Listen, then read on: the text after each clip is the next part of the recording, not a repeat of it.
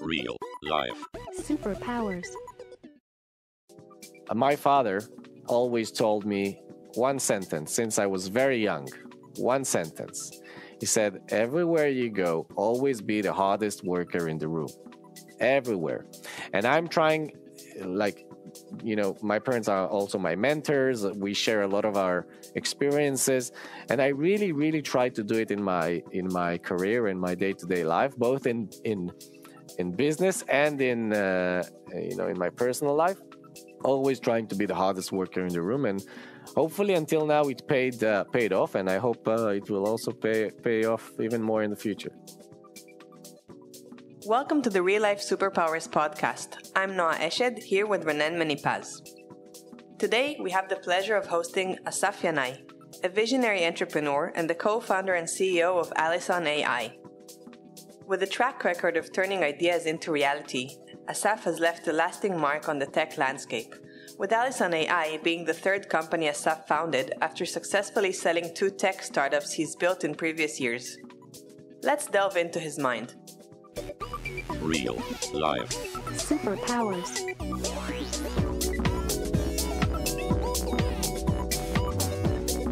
Up in the sky, it's a bird. It's a plane. Gentlemen, we can rebuild him. We have the technology. Real life. Superpowers. Asaf, welcome to Real Life Superpowers. Hey, Asaf. Hi guys. Thank you for having me. Thank you for the opportunity, and I'm happy to be here. So, it's not usual days here in Israel. How much are you feeling the impact on your startup? Not easy days, to say the least. I think the past few weeks have been very difficult for every company in Israel. I think startup companies even more so. There's a conception that that bigger companies, because they move slow, because they have a lot of resources, so a small crisis that does not affect them.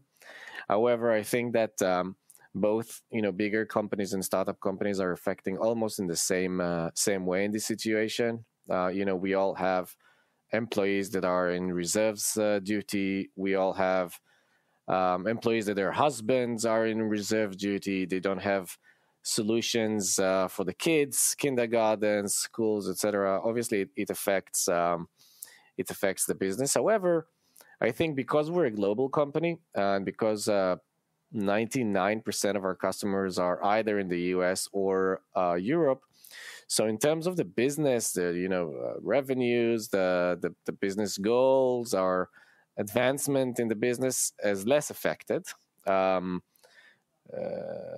But yeah, still, I think if it will take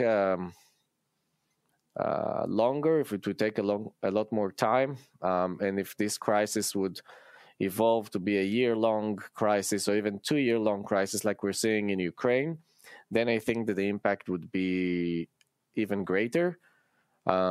Some people like to put numbers, percentages, how much we're affected, and how much capacity we're able to accommodate this crisis. I think right now we were, I would say, 20% affected, and probably 80% business as usual.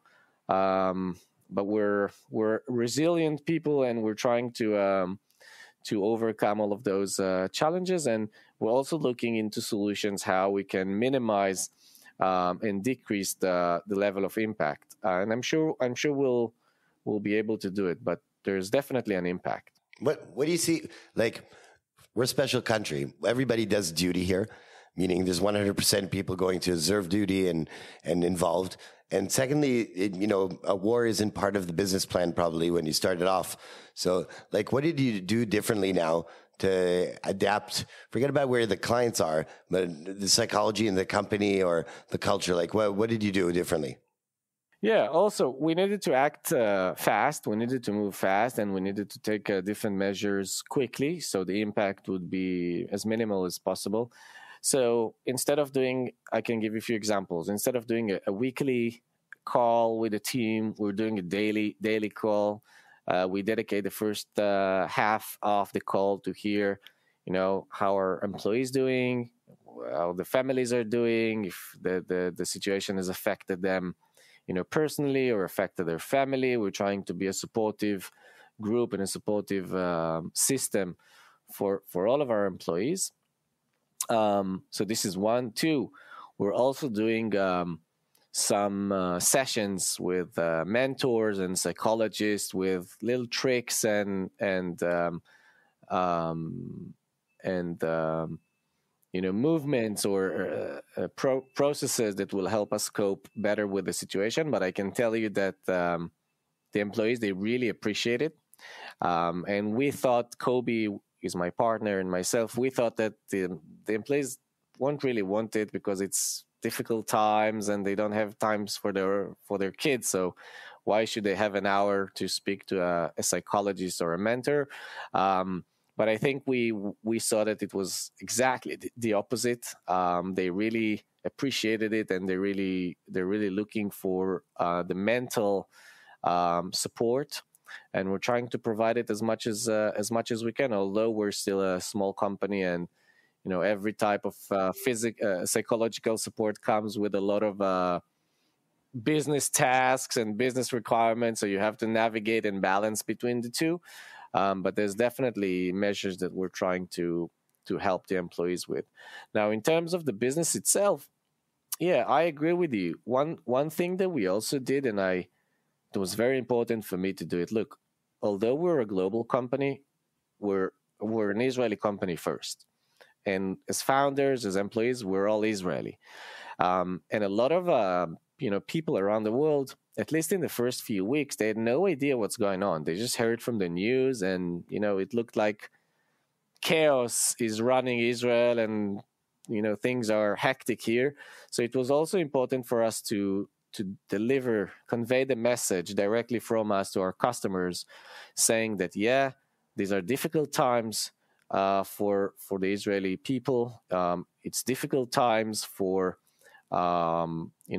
for the citizens. It's difficult times for the economy and for the country. But at the same time, we work as usual. We're trying to make ourselves available to our customers, even during weekends and nights and evenings, whenever we can, just to make sure that they understand that we're here for them. Although we're having our own crisis back here, we're still very much available for everybody, and looking to support them even in those challenging times. Do you feel that the fact that this is your third startup is in a sense helping you navigate the challenges, even though I think nobody imagined such challenges, but still, do you see some added value to the fact that you're experienced? I think so. Because it's very easy to fall into this situation and just get stuck with it and trying to, figure out ways to overcome, and kind of a rabbit hole that you keep circling yourself with. So I think, my experience has definitely helped me, stay focused on the business, which I think is difficult in those times, and at the same time provide the mental support, the mentorship, the guidance to all of our employees to help them cope with the situation. And I think founders or CEOs with less experience would probably try to do quick fixes and fall into specific areas of the crisis and kind of forget about the others. Let's not forget, us as founders, as CEOs, we're also humans. And we're also Israeli. So everything our employees feel, we feel it exactly the same way. So I think the founder's job or the CEO job in those types of crises is even more challenging, because it's not just about maintaining the business and making sure the employees are, surviving and keeping their head above the water, but also make sure that we can balance between our own needs and our own difficulties and the business ones. So this startup that you're in is in AI right now. So how do you see AI I know that this isn't like what the startup is about, but if you see AI right now, how do you think AI how do you see AI involved in war? Let's say right now, like what kind of features would you see that's going to change in the next time that something will happen? Yeah, it's a very good question. I think there's a lot of different applications, commercial applications that can really help the war efforts and can really help intelligence efforts. We just need to figure out how to do it properly and successfully. I can tell you that it's kind of a secret, but we're already working with some of the security parties, the security bodies within Israel, to help them use our technology and help them use our AI, like you've mentioned, to come up with better intelligence quicker and have a better understanding and insights towards what's really going on. We focus on video analysis, and I'm sure you've seen all over the social networks. Videos are exploding right now. We see a lot of fake news. We see a lot of just regular horror, terror videos. We see kidnap videos. We see just regular people commenting about the situation and giving their perspective. But at the same time, let's not forget that it's times of war, and probably some of those people who are posting, they have a connection or a relation to, let's say, the terrorist acts. So what we're doing, or what we're trying to help with Alison, is use our technology to analyze videos online, mainly on social platforms, to be able to understand who's engaging, who's actually viewing those creatives, videos, who's clicking it, and what are the repercussions, what are the actions that people are taking after they've seen the video. And this is something Alison can really help. And we're already working with some governmental bodies to help them. And I can tell you that it's already a success, and we're doing it free of charge. We're allocating all the resources we can to help with those efforts. Let's talk about the fake videos. Something about the internet right now is, the quantity of content right now is actually dumbing down the quality of content. That's on one hand. It'll probably get better, but in the AI sense, not only that, there's a lot of fake or even deep fake, like things going on. Is there any way that you could see, like, so startup like yours categorize that in large scales? Meaning, let's say, like having a blue star for anything that is real and, a red star for whatever is not real. Like, do you see that as something that your business is going to do? Yeah, I must say this is another core value proposition. I mean, in the business world, this use case is not really a valid use case for a lot of companies. They don't really care if it's real or not, or they're not really exposed to the fake stuff. But because we're doing with visual analysis, we are able to tell exactly when we see a couple of videos, 2, 3, 10, 1 million videos, we can say exactly what's the origin and if those videos are identical or not. So we can our technology can definitely identify between fake videos or deep fake and non-deep fake. We use 10 different layers of analysis. So it's not just sound, and it's not just music, and it's not just facial expressions and emotions and characters, or specific backgrounds and edits that people are doing in the videos in order to make them fit into a fake mode. So we're able to take all of those layers into consideration and understand when a video is fake or not. And this is also one thing we're helping with the governmental bodies identify. I think that within 2 years, around 40% of the videos that we see online will not be produced by people. Those will be produced by generative AI models for video, for visuals. So obviously, because this is the future, and as a startup company, and because we have to look into the future and not stay with with the present or the past. And I think this is the content accuracy that we should be looking into, let's say, in the next 2 years from now. Asaf, I love how you're thinking in an innovative way and trying to reverse engineer almost the future in order to be able to pave a roadmap towards it. And I'm also, I like the passion that you speak about what you're doing and your enthusiasm. And I also think that the spirit that you were detailing with respect to volunteering these days and using your tech for a community is something that's really beautiful, and we're seeing across the board, across startups. And having said all that, I'd love to sort of zoom out and try to understand your journey leading to this. Like, did you always think you would be an entrepreneur? How did you end up starting your own companies? Yeah, it's a good question. And, you know, when I speak about my role at Alison, a lot of people, they don't ask me those questions because they focus on they focus on the present and they focus on now and on Alison. But I'm also working with a lot of different early stage founders, trying to help them, mentor them, and guide them through the process based on my humble experience.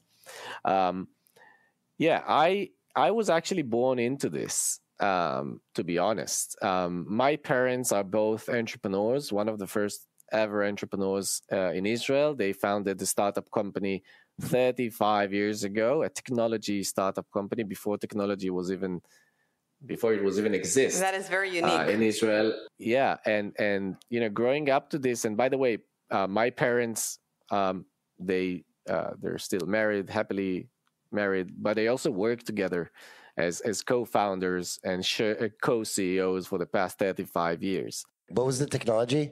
Like, what was the startup? So it's not really a startup anymore. It's called BDI.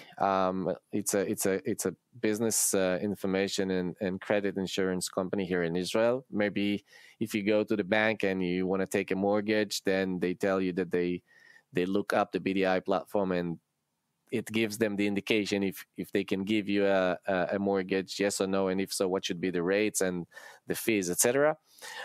So yeah, they founded a company 35 years ago. It was a SaaS company before, again, SaaS was even invented. But I think what's more interesting is that I grew up in this high-paced, extreme professionalism, extremely charismatic family or you know, landscape where I saw my parents you know, contemplating and discussing all of their business issues, management issues, business issues, growth issues, crisis management, everything. You know, basically you take everything back home and you speak about it, you know, with the family. And I'm the oldest, so I was a big part of it, but we were all a very big part of their entrepreneurial career and history. And I think looking at my parents looking at the family and also seeing the success gave me a lot of motivation and a lot of encouragement to also try and do it myself. And one more thing, I think a lot of people are afraid from negative outcomes. They're afraid of not being successful. They're afraid of what if the startup won't grow? What if we'll fail, etc. So I think this is always an option.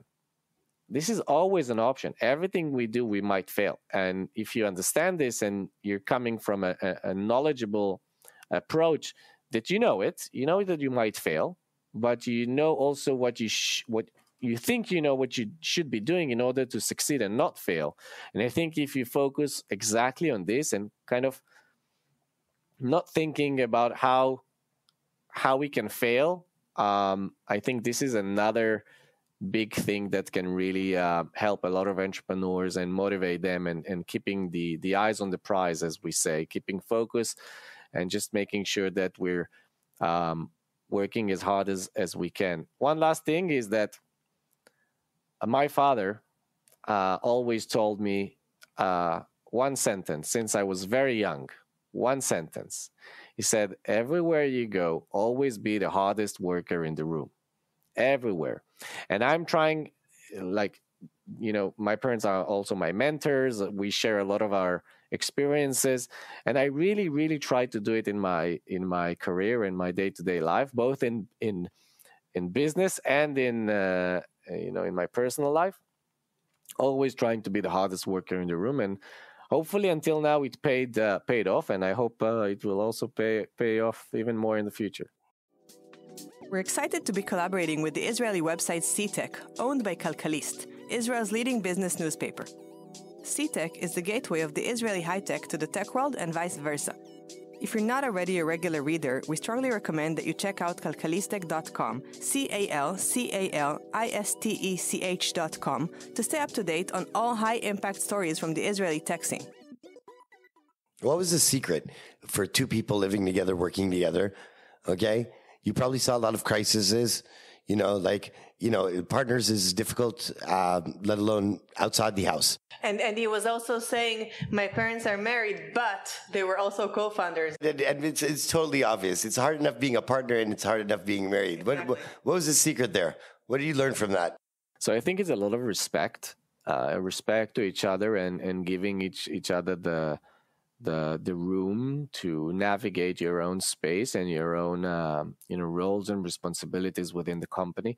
So I think defining exactly what each one is doing and the roles of each one is crucial, but then also defining a crisis management solution environment or a crisis management platform. Whenever we have a discussion or a misalignment, how do we solve it? And I've seen my parents at home going back after work and just sitting together and discussing for hours, talking, sometimes arguing, sometimes not, sometimes everything is happy, and sometimes it goes back and forth. But I think defining the roles of responsibilities and providing respect and room for error.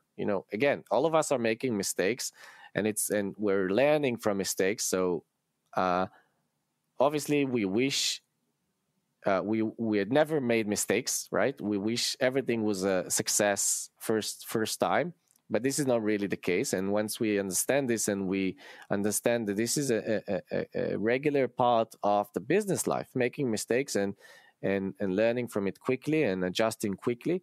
And if you, as partners and as co-founders or as co-CEOs, if you provide each other with this leeway, with this enough space to navigate, then I think you're empowering each other rather than putting each other down. And being an entrepreneur is so difficult.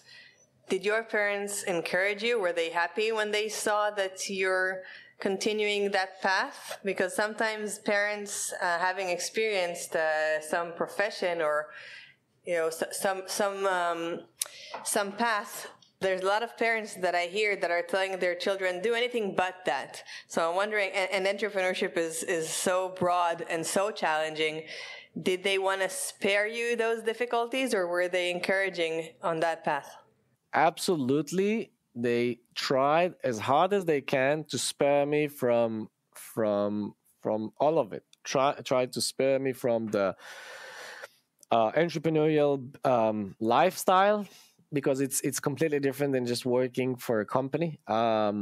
They've been trying to spare me from the risks. Your dad just wanted you to be the hardest working employee and climb up that ladder, right? Exactly. So yeah, I think that they definitely try to spare me. I can't say if they're happy, that I'm doing it or not, but I'm sure they're proud. Even now, because you already had, this is your third company, you sold the previous two, so you would think by now they maybe would sort of be more at ease with your journey.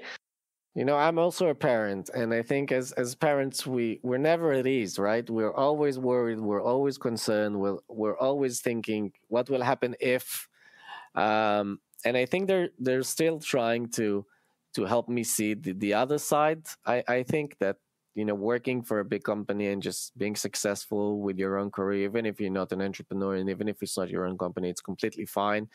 And it's perfect for a lot of people. And you might still have the financial freedom. You might still have the success, the respect from the community. But I think, again, for me, it was never a question. Never. Even I remember my first company I've ever worked for, I knew that I'm just learning. I'm gathering experience. I'm taking everything I can from the companies I'm working for to later on utilize and implement everything I've learned with my own companies. Yeah. So how many companies did you do that research on before you went your own way? So yeah, I've worked for a couple of companies before I founded the first company. And as you mentioned, we sold our first company. I was one of the co-founders. We sold it in 2016. And even after we sold the first company, I was still eager to learn more and do more. I was still very young.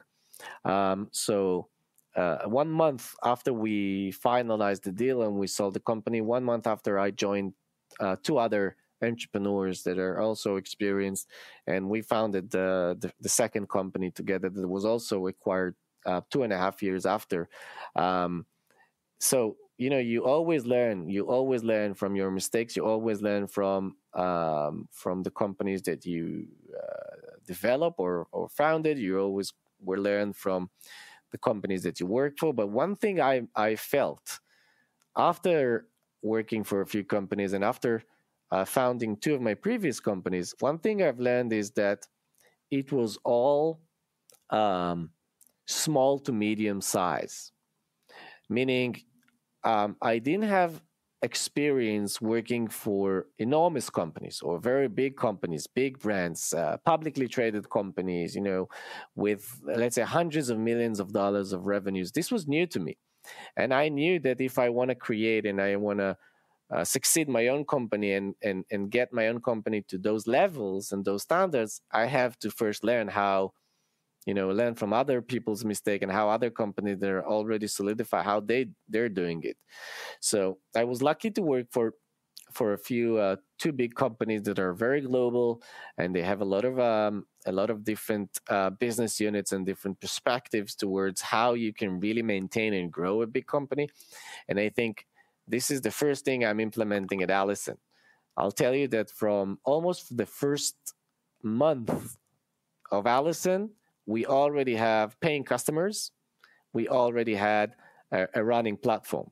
Even before we had our rounds of investments, even before we had our big team, even before we had anything, we had two founders, two team members, and few clients, and already a running SaaS platform. And I think this understanding that you have to move quickly and attack the market as soon as you can, okay, to avoid mistakes and to learn quicker and adopt along the way. I think this is something that definitely I learned in my previous experience, not necessarily in the companies I co-founded, but companies I work for. And I'm trying to implement everything I've learned at Alison, but also save myself and save Alison from mistakes. And unnecessary time that sometimes people are, dwelling into a specific thing and they can really avoid it. So I'm trying to avoid what I can, and on the other side, utilize and implement the learnings and the insights I've gathered along my career. And you grew up in this sort of entrepreneurial lab. So how did you know that is not necessarily enough and that there's still a lot that you should learn from people who are not your parents? So it's another good question. So, I learned it from my parents the hard way, which is they always kept telling me, since I was very young, you don't know what you don't know. So that means that you have to look sideways. You have to look outside of the box. You have to constantly keep thinking and innovating. And I think even my parents, as much as they're very successful, there's a lot of things that I don't know, and a lot of things that I also might be missing. So relying solely on my parents as mentors and my parents as knowledge center, I knew that it will not give me the full picture. It will not give me everything I need. It might give me a good portion, but not everything I need. So, I've learned it, with my experience. But another thing I can say is that sometimes you work for companies, you work on big projects, you work on big things that you've never done before, and it opens a completely new horizon. It opens a completely new space for you, and that you weren't familiar with before. And we say it dropped the penny in a way. I mean, it helped me realize while I was working for those projects, it helped me realize that I have no clue, and I have to just use my brains, use my intelligence, and use the skills I have to do on-the-job training and try to do it quickly and efficiently. So, yeah. What advice would you give to somebody who is sitting in a cubicle, maybe listening to this, and is not happy and feels like they want to do their own thing? How should they go about it? How does one even start, or know that it's time, or that they should in the first place? First, I'll say that it looks easy. We mainly hear about the success. We mainly hear about the exits. We mainly hear about people getting ridiculously rich and they're so successful, and we share a lot of respect to. But we don't really hear about the pitfalls and the failures, and the difficult things that involve being an entrepreneur and founding your own company. One thing I can tell you, I saw a terrible statistic. Terrible. I think 50% of married entrepreneurs that are successful, they're ending up divorced. Yeah, it's terrible. Wait, let me understand the statistic. 50% of married people that are entrepreneurs become divorced? Once their companies become successful, they get divorced. But that's 50% of people are getting divorced anyways. So it's sort of like the same statistic, you know what I mean? Like 50% of couples worldwide are divorced. So 50% of those entrepreneurs are also divorced. You know what I mean? It's like, it's sort of, I'm not shocking. Maybe it's not the company. Maybe it's the model of marriage. You know what I mean? This is a different topic. I agree with you. This is a completely different topic, but let me try to explain. Okay. For every 10,000 companies, or for every 1,000 companies, there's one startup company. So the pool of startups is a lot less than the pool of bigger companies, and the pool of founders is significantly less than the pool of just employees or whatever. That means that you have to understand that once you get into founding your own startup, there's a 50% chance that if the startup is successful, you will lose your marriage. Mm-hmm. So that's what I'm saying. I think it's a terrible statistic. I'm saying it because people need to think about all the consequences and all the aspects of founding a company. Okay, the personal impact, I'm telling you, is a lot more than people think, and a lot more than people are exposed to. As CEOs and as founders, we are very lonely. We share a lot of difficulties and a lot of crises, and basically, we have more than 30 employees at Alison. We have close to 40, and imagine, I know every single one of them, and they share their problems, they share their difficulties with me, and I have my own problems, so to speak, and the company has its own problems. So as founders, as CEO, there's a lot of variables you should be taking into consideration, and I think it should be a thoughtful process, not just jumping into founding a company, even if you have an amazing idea, because the idea is only probably 20% or 10% of the company's ability to succeed. Other 90 or 80% is your ability to navigate, and your ability to manage, and your ability to execute all those great ideas that you have and navigate crises. And let me challenge you on that, because I agree with what you're saying. Most entrepreneurs do. But your parents said to you that you don't know what you don't know, meaning you can't take all the variables of, okay, I'm not going to take this wife or this partner as a partner because I'm scared of losing them in the process, right? Because you don't know what you don't know, right? So the intimidation is that person in the cubicle right now is hearing this and saying, listen, the amount of loss here is very big, right? But you also said, and like this is the brilliant side of what you said, is you're also saying about navigation.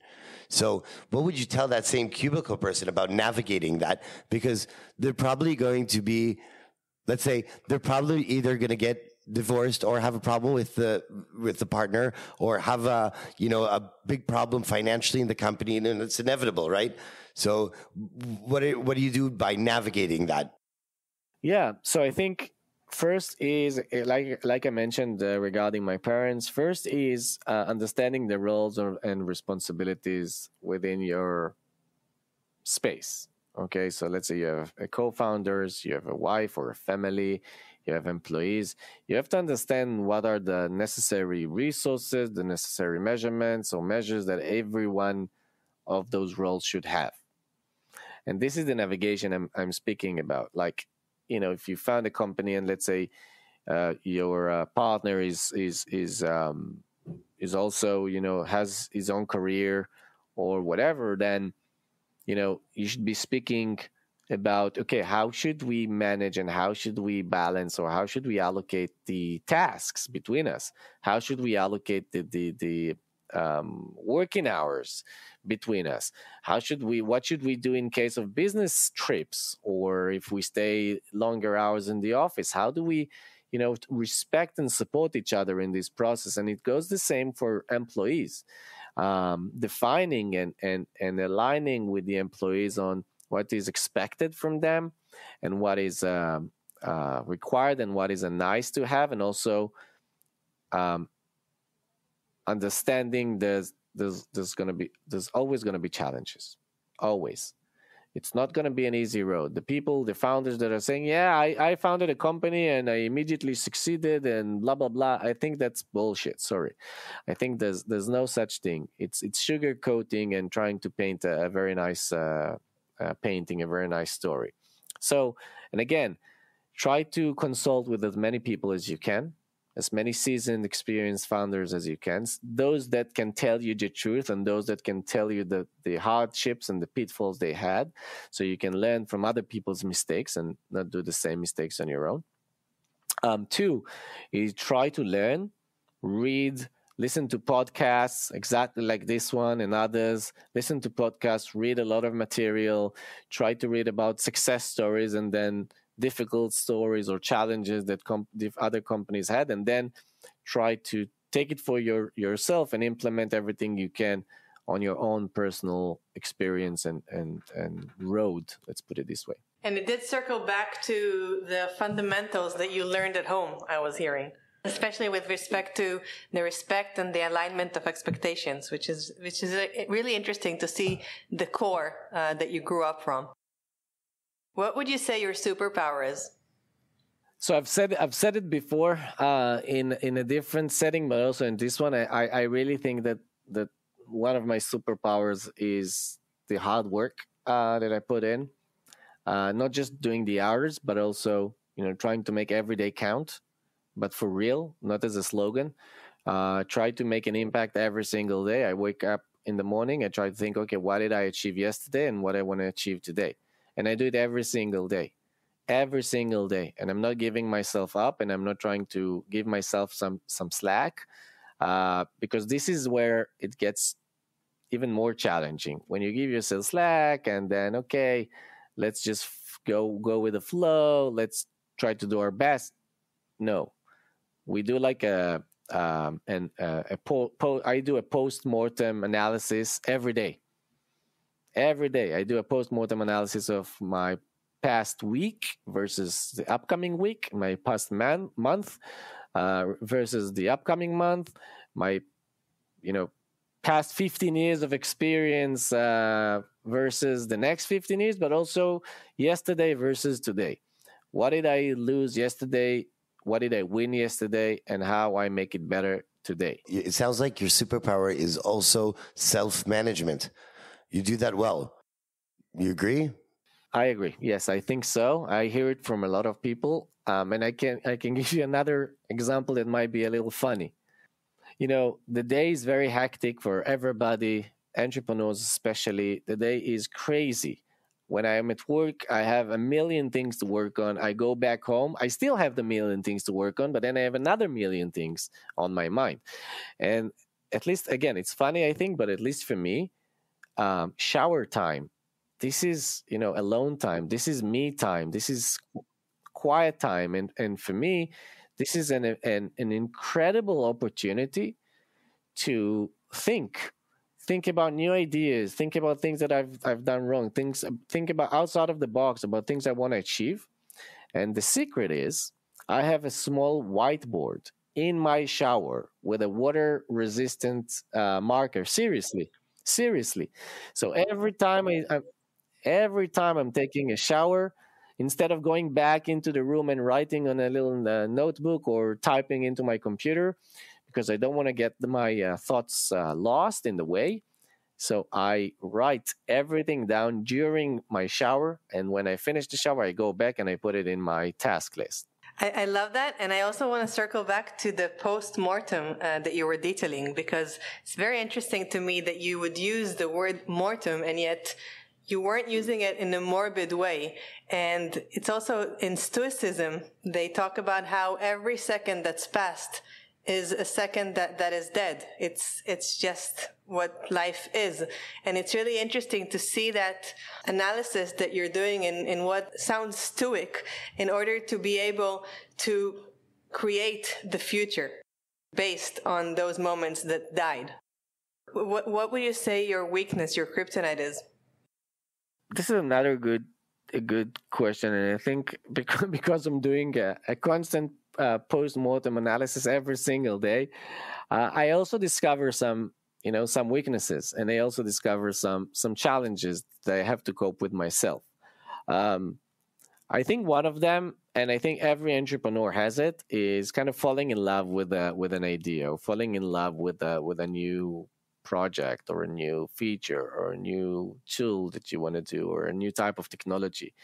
It's definitely one of my weaknesses. I might say that I'm a bit of a visionary, although I think I'm a good execution person, but I'm also very visionary. I can think long term. Maybe it's because I'm playing chess since I can remember myself. Maybe not. I don't know. But this is definitely something I can see as a weakness, and I'm already trying to to work this thing out and try to work with myself, not to fall in love with crazy or even not crazy, but good ideas, but take it step by step. Do a considerate, managed process towards new ideas. And this is my way of challenging or coping with it. And the other weakness I think I have is that sometimes we are, like I said, we don't know what we don't know. So we're trying to focus on the data that we do have and what we do know. But this is exactly I think the challenge or the weakness of looking at the present instead of looking at the future. So I also, I'm in a way, I'm also a data analyst myself, or an analyst myself, and I love data. I love to look at the data and then try to squeeze insights and digest it into things I can use.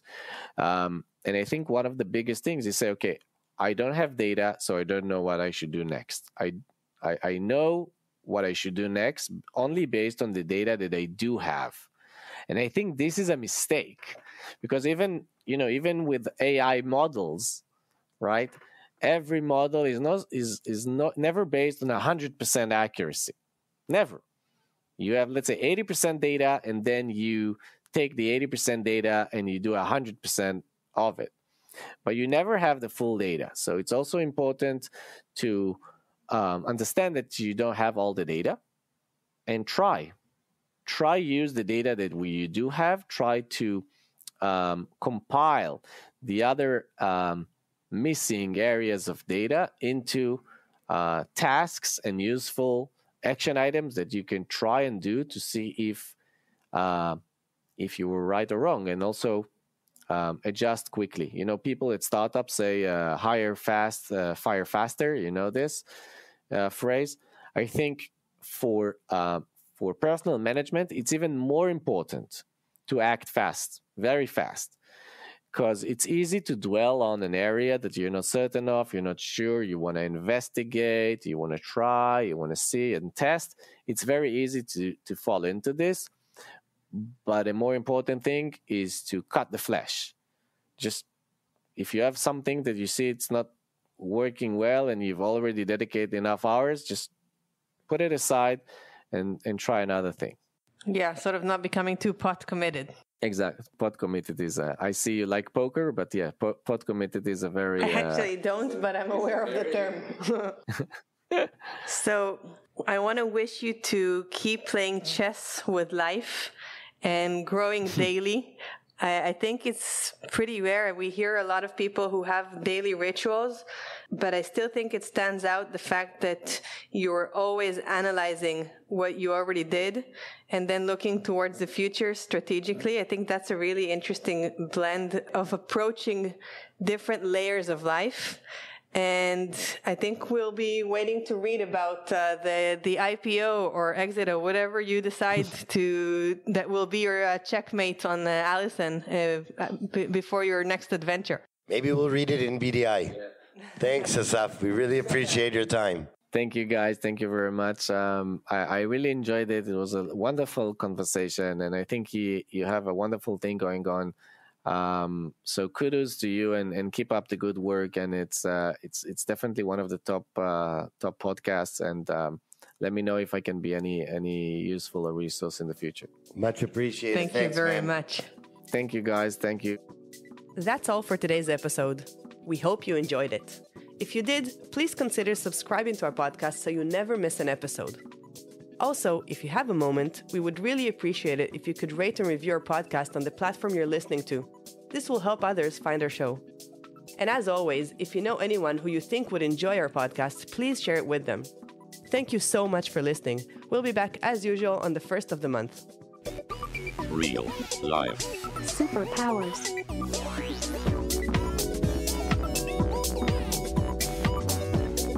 Up in the sky, it's a bird. It's a plane.